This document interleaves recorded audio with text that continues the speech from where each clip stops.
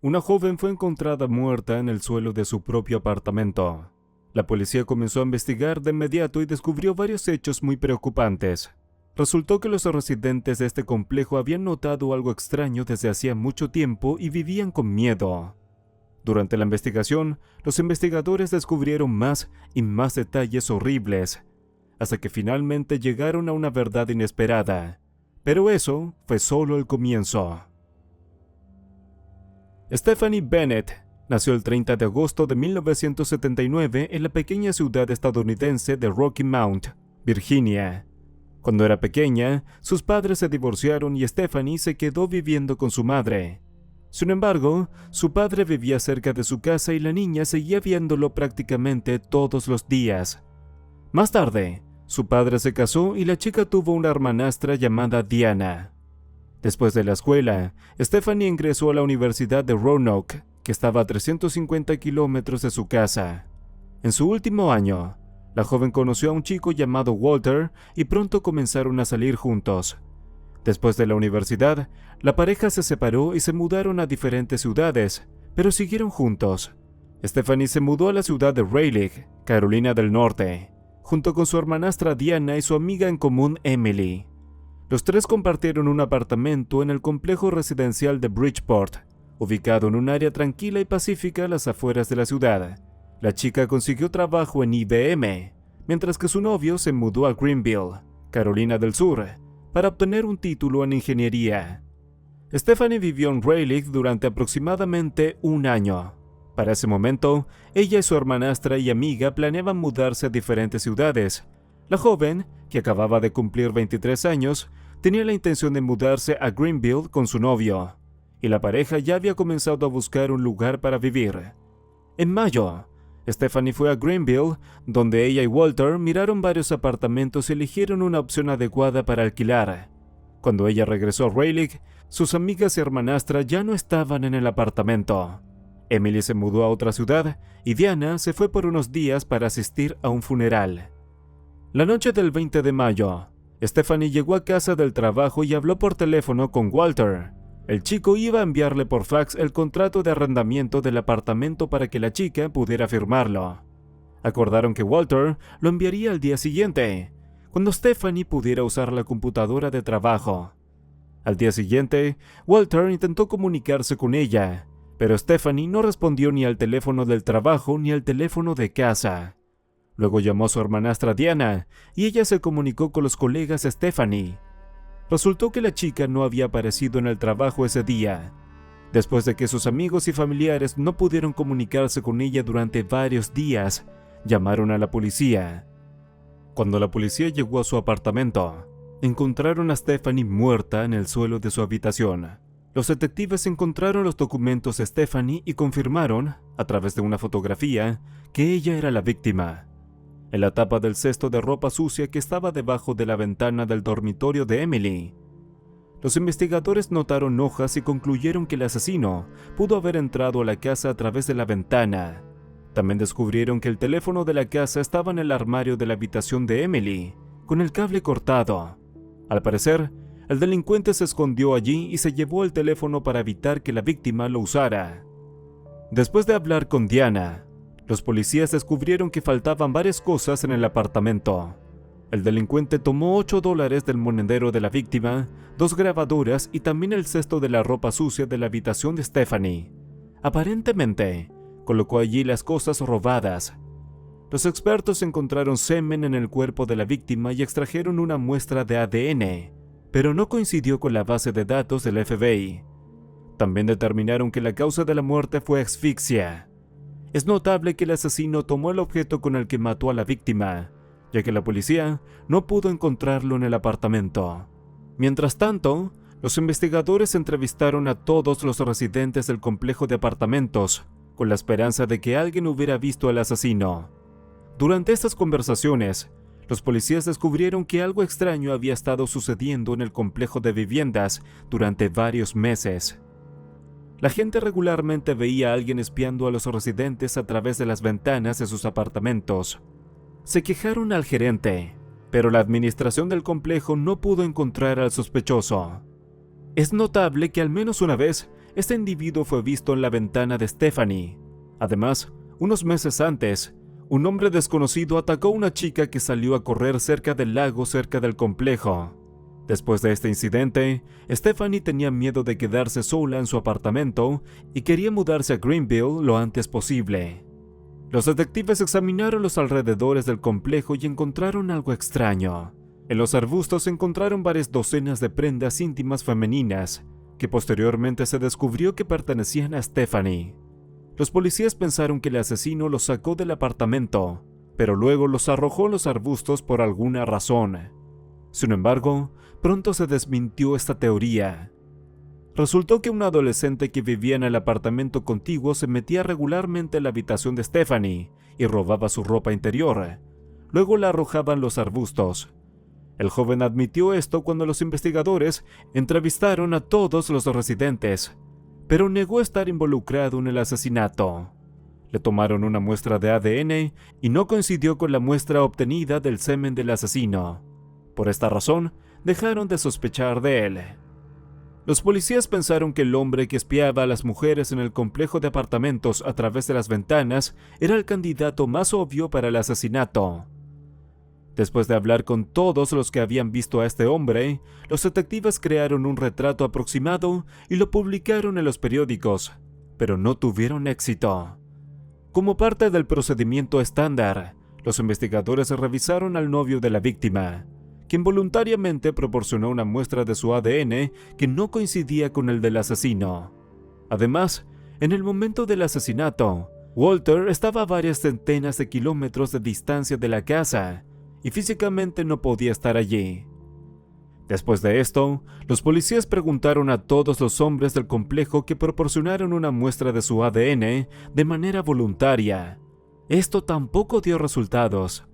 Los expertos no encontraron ninguna coincidencia entre los 283 perfiles de ADN recibidos. En este punto, no había ninguna pista seria.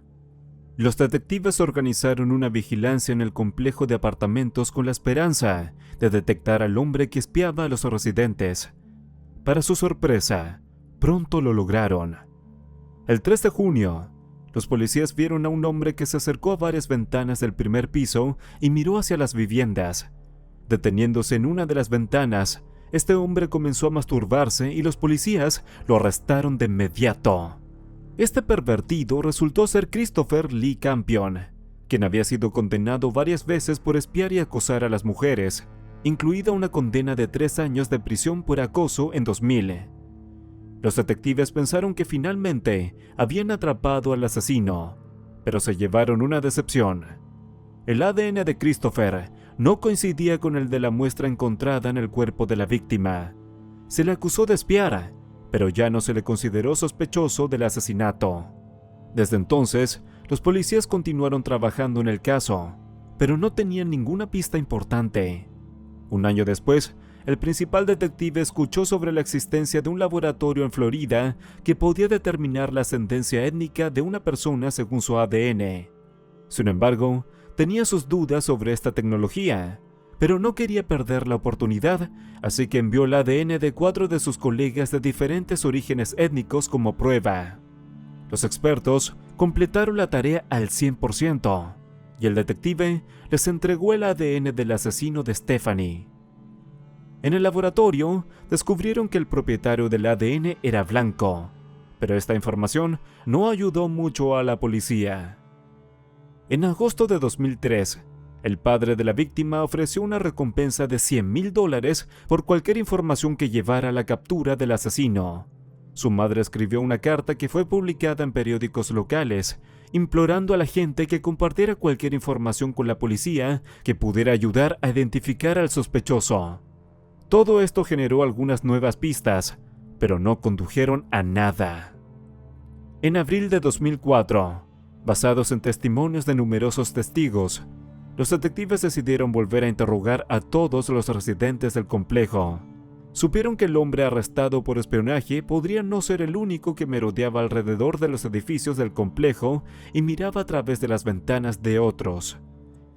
Conociendo la identidad del primer hombre y teniendo sus fotos, Los investigadores quisieron hablar de nuevo con los residentes que habían visto al hombre espiando. Desafortunadamente, ninguno de ellos había visto su rostro. La mayoría de las veces, el hombre aparecía en horas oscuras y llevaba una capucha en su cabeza. Sin embargo, algunos testigos dijeron que lo habían visto sin capucha, pero solo pudieron distinguir que tenía el cabello largo. Los detectives interrogaron a varias docenas de personas hasta que finalmente llegaron al hombre que había visto a este individuo justo frente a la ventana de Stephanie antes del asesinato. Su testimonio ya estaba en poder de la policía, pero esta vez recordó algo más. El testigo dijo que había visto al hombre unos días después del incidente, en horas diurnas. El hombre estaba paseando a su perro cerca de una zona boscosa detrás del complejo residencial, y el testigo lo reconoció por su sudadera con capucha. Observó al hombre por un tiempo hasta que desapareció entre los árboles con su labrador. Aparentemente, el testigo simplemente se había olvidado de este incidente o no había pensado que estuviera relacionado con el asesinato, por lo que la policía no obtuvo esta información durante la primera ronda de interrogatorios. Lo único que se sabe con certeza es que los detectives obtuvieron esta información solo 2 años después de la muerte de Stephanie. Ahora sabían que debían buscar a un hombre con un labrador. A juzgar por el hecho de que este hombre paseaba al perro en esa área, debía vivir cerca. Y aquí los detectives notaron un hecho interesante. Detrás de esa zona boscosa, donde el testigo vio al hombre, había otro complejo residencial. Dado que el dueño del perro se dirigió precisamente en esa dirección, podría muy bien vivir allí. Los policías fueron allí y preguntaron a los empleados si había un hombre con un labrador entre los residentes del complejo. Inmediatamente le dieron el nombre de Drew Planten, de 35 años, y agregaron algunos detalles interesantes. Todos los empleados del complejo lo consideraban un poco extraño. Casi no hablaba con nadie, nunca miraba a las personas a los ojos y en general era muy solitario. El hombre era muy delgado, con cabello largo y siempre vestía ropa holgada. Muchas personas pensaban que estaba tratando de atraer la menor atención posible hacia sí mismo. Sin embargo, en su caso, esto funcionó con precisión opuesta. Los policías decidieron averiguar más sobre esta persona y hablaron con una anciana residente que, según los empleados, vigilaba todo lo que sucedía en el complejo. Y aquí los esperaba un giro muy inesperado. Cuando le dijeron que estaban investigando el asesinato de Stephanie Bennett, la mujer respondió: ¿Todavía no han arrestado a nadie? Todos saben que fue ese chico con el perro grande. Los detectives estaban, suavemente hablando, conmocionados.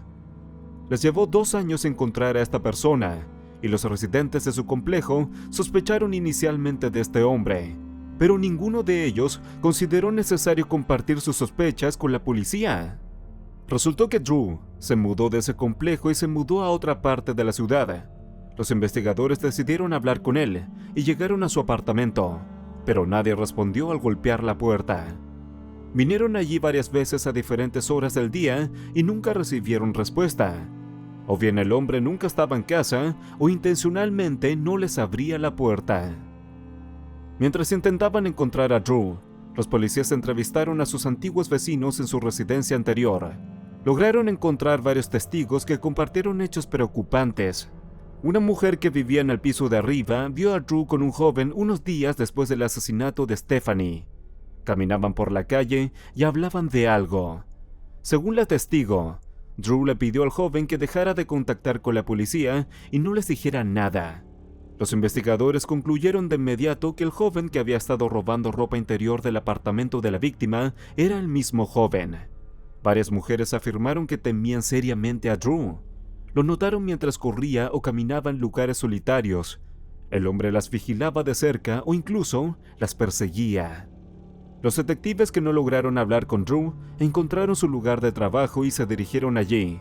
Él era químico en un laboratorio de producción de fertilizantes, y los detectives lo encontraron en su lugar de trabajo.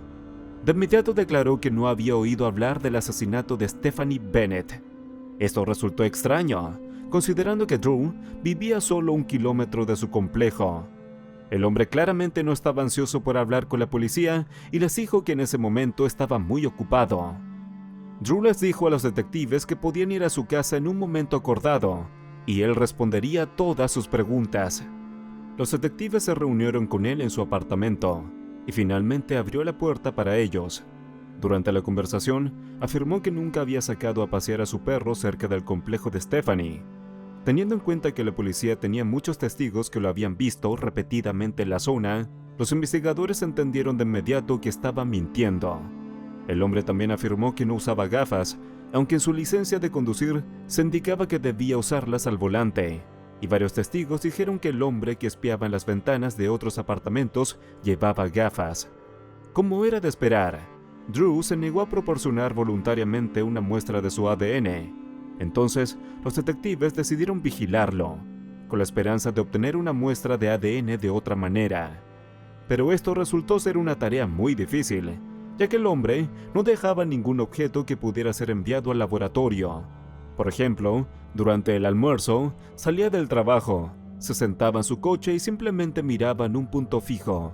El hombre no comía nada, por lo que los detectives no podían obtener ningún objeto con su ADN. El hombre no comía nada, por lo que los detectives no podían obtener ningún objeto con su ADN. Los detectives observaron cómo Drew tiraba una botella vacía de agua en un contenedor de basura. La tomaron y la llevaron al laboratorio, pero los expertos no pudieron obtener una muestra de ADN de ella. Según una versión, Drew tomó una botella ajena y la tiró a propósito a la calle, sabiendo que lo estaban vigilando. Después de eso, la policía decidió obtener su basura, pero también fracasaron. Durante varios días, nunca lo vieron sacarla. Es notable que los vecinos del hombre tampoco pudieron recordar haberlo visto con una bolsa de basura alguna vez. Luego, los investigadores pidieron ayuda a la jefa de Drew. La mujer aceptó ayudarlos a obtener algún objeto de su lugar de trabajo que pudiera contener su ADN. La jefa lo observó durante varios días, pero nunca pudo obtener ningún objeto. Drew rara vez comía en el trabajo, nunca tiraba nada y en su escritorio no se pudo encontrar ni un solo cabello. Dado que el hombre tenía el pelo lo suficientemente largo, esto parecía extraño. Los investigadores ya estaban convencidos de que Drew estaba borrando todas las huellas para que no pudieran obtener su ADN. Una vez, la jefa lo vio recoger su cabello y sujetarlo con una banda elástica. Después de eso, el hombre recogió todos los cabellos que cayeron al suelo. Luego, la mujer decidió invitarlo a almorzar en un café para supuestamente discutir algunos asuntos de trabajo, pero incluso allí, el hombre fue extremadamente cauteloso. Mayormente comió con las manos, guardó todas las servilletas usadas en su bolsillo e incluso se llevó la pajita y el vaso con su bebida. Para el postre, pidieron pudín de plátano, y Drew finalmente usó un tenedor, pero después de eso lo limpió con una servilleta húmeda durante 15 minutos, excluyendo cualquier posibilidad de obtener una muestra de ADN de su utensilio. A pesar de esto, los investigadores tomaron el tenedor y lo llevaron al laboratorio. Los expertos pudieron encontrar pequeñas muestras de ADN que mostraron una coincidencia parcial con el ADN del asesino de Stephanie. Sin embargo, el resultado fue demasiado impreciso, ya que se necesitaba más material biológico para una comparación completa. Al final, los detectives recibieron una orden de registro para el lugar de trabajo de Drew. Esperaban encontrar algún objeto que contuviera su ADN. Los investigadores temían que el hombre pudiera escapar si se enteraba del registro, por lo que decidieron llevarlo a cabo en la noche. Entre las pertenencias del sospechoso, encontraron guantes que debía usar mientras trabajaba con productos químicos. Los detectives sabían que su ADN podía estar dentro de los guantes, por lo que los tomaron y colocaron otro par en su lugar. Aún temían que Drew pudiera huir si se daba cuenta de que la policía tenía su ADN. Los expertos encontraron material biológico dentro de los guantes y el análisis de ADN mostró una coincidencia completa. Finalmente, los detectives estaban seguros de que Drew era el responsable del asesinato de Stephanie Bennett y tenían una evidencia indudable en sus manos. El 18 de octubre de 2005, la policía rodeó silenciosamente el laboratorio en el que trabajaba un hombre y esperaron a que saliera.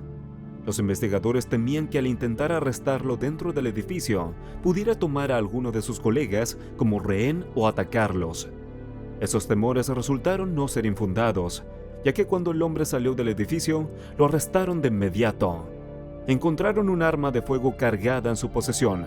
Aparentemente sabía perfectamente que la policía estaba a un paso de capturarlo y no tenía la intención de rendirse tan fácilmente.